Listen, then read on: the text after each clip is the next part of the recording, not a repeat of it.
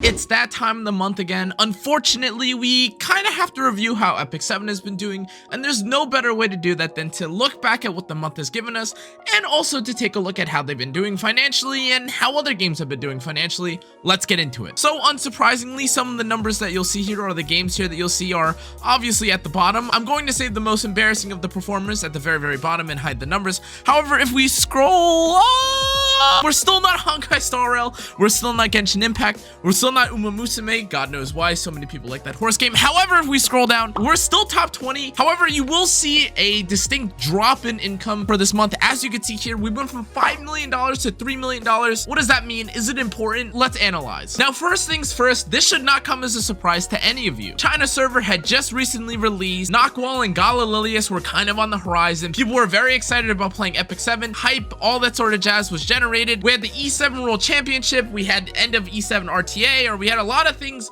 a lot of hype generated around playing EpicSeven, making content, etc. There was the introduction of Rift, there was Hump Buff. In all honesty, there were a lot of ways to get milked during the month of October. I myself also got milked even while I was away at TwitchCon. But what I actually would rather do is go down through the month, see how the updates were, see how all the changes and stuff that we got this month were, see if it was worth it, see if the drop in revenue for the month was worth it, and if we can predict anything for maybe the future. So first things first, I'm going to recap a little bit about what the thing that came out was, and we're going to rate it on a scale of maybe 1 to 10, see if it was good, bad, how I felt about it. I just feel like this is a pretty decent eye test to kind of see how EpicSeven's been doing, see if people are happy or upset, game is in a good spot, etc. Without further ado, let's recap the most recent thing that we just got in the month of October. So if you've been living under a rock, the most recent character to get released is Abyssal Yufine. She's pretty good for Arena, Guild Wars, and RTA, but all in all, even despite how good she is, how meta she is, personally I find her to be one of the more enjoyable or fun Moonlight 5 stars that we've been given. So for me personally, and just because she has so many different ways she can be built, the frustration and the highs and the lows of each match where you get to use trauma, where you don't get to use trauma, I think she is personally an 8 out of 10 update or an 8 out of 10 feature that's been added to the game. I like her a lot. Keep doing you, SMILEGATE. On a side note, I understand that she is a bit difficult to build, so if we could tone that down a little bit, that's totally fine though. We can work on that for the future. Next, we have the new 3 stars who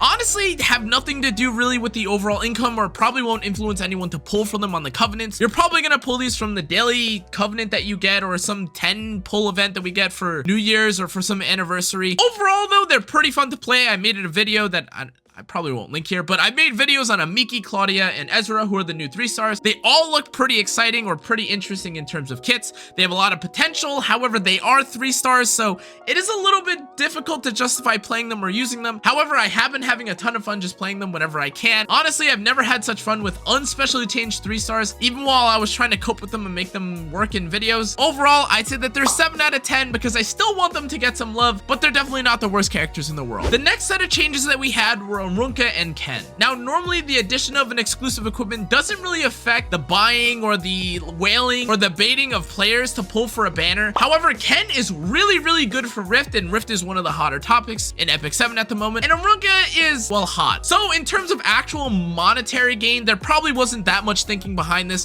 These are 2 characters that have basically gotten no love since they've been added to the game. So although both of them are kind of good in their niches, or you can see where they might be strong, I don't think this necessarily changes either of them into a super broken, oh my god, I'm gonna pick this character every single game sort of position. However, that being said, I'm definitely using Ken's EE and Rift. However, for Arunka, I like to use Arunka a lot in Arena just for one-shotting characters like Aiden when they have barrier, or one-shotting characters like Erewell. That being said though, although she is definitely really hot, I don't think she's nearly quite as good or quite as good in her niche compared to Ken. So SMILEGATE, if you would revisit her maybe sometime later in the future once everyone has forgotten that this buff is kind of mid, I would appreciate it. Another 7 out of 10. Now, Kane appeals to all the Husbando enjoyers, but unfortunately he's kind of 50-50 because of the timing of his release and him not being a Moonlight or a limited character. And overall, his animations look really cool and really sick, and I really like the design that they've gone with. Kane is one of these characters that definitely has a lot of potential, especially in PvE. However, I don't see enough reason to justify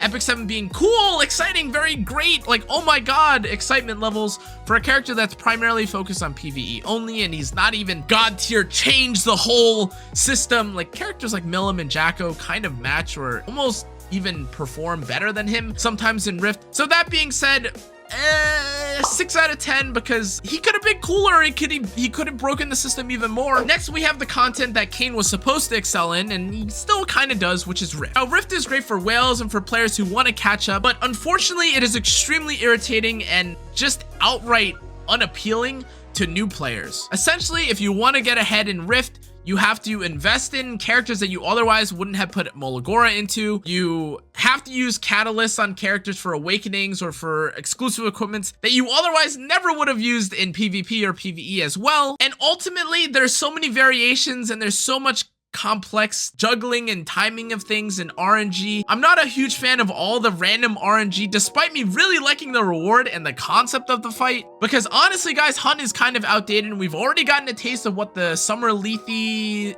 Ocean Breeze Luluka event was, where we just got free gear, red gear. And so between the red gear that we get and the unfortunate purple gear that we get, I like Rift a lot. However, with all the bugs, all the controversy, all the random things that come in with it, and how it's not as consistent as it could or even just outright should be. However, unfortunately, because of all the bugs and such, I kind of have to write this off as a great on paper, but kind of bad in execution ideas that EpicSeven has introduced as features. 5 out of 10. I still like the rewards though, just to be clear. Now this next one's kind of controversial, but if I don't bring this up, I feel like it would kind of be unfair. Yes, that's right. I'm talking about the Returner's Gift drama that was earlier in the month. Now this isn't necessarily a feature or an update or anything like that. This was added months ago. However, it was brought to light and people were making content or talking about it, myself included. Now, while this doesn't directly affect money necessarily the way a new character or a new piece of content might, I think it would be ignorant to say that this had zero influence on the overall playtime, the excitement, or the hype levels of EpicSeven, because in all honesty guys, upon scouring through like hundreds of comments, speaking to community members, there are definitely a lot of people that are currently in the middle of their 16-day break, vacation, whatever you want to call it. So with that being said, I personally don't like this too much, obviously, because number one, SMILEGATE hasn't addressed it at all.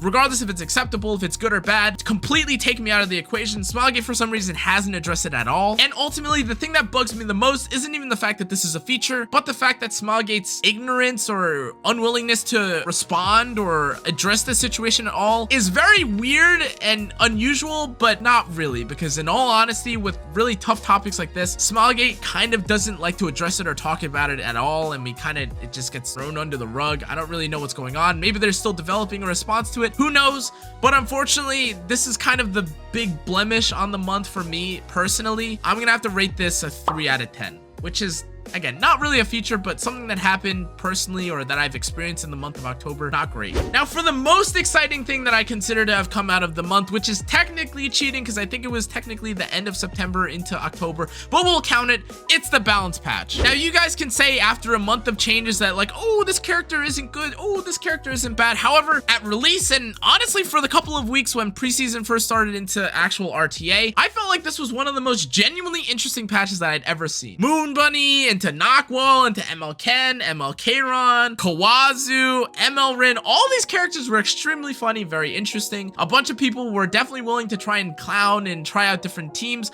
myself included. But the thing that I really enjoyed is that with a couple of the characters, including ML Kawazu, it kind of looks like SMILEGATE is addressing the fact that although balance is a huge issue in the game, sometimes characters just need to be easier to play for the newer or like getting into or recently getting into RTA players. And outside of RTA, even for Guild War and Arena, characters like Kawazu gaining extra damage on his detonate and some extra CR or healing or whatever the extra change was to him. These are all nice changes. Ultimately, these are not the most meta changes you could have made in the entire world. It is nice that we have these changes so that newer players or any kind of players getting back into PvP, Arena, PvE, anything, have an easier time gearing and upgrading. As a side note, I still like to play ML Rin here and there. I really enjoy playing her with Ran and stuff like that, Jacko, Commander Pavel. So with that tiny bit of bias in mind, I think the balance patch in excitement and honestly in success is a 9 out of 10.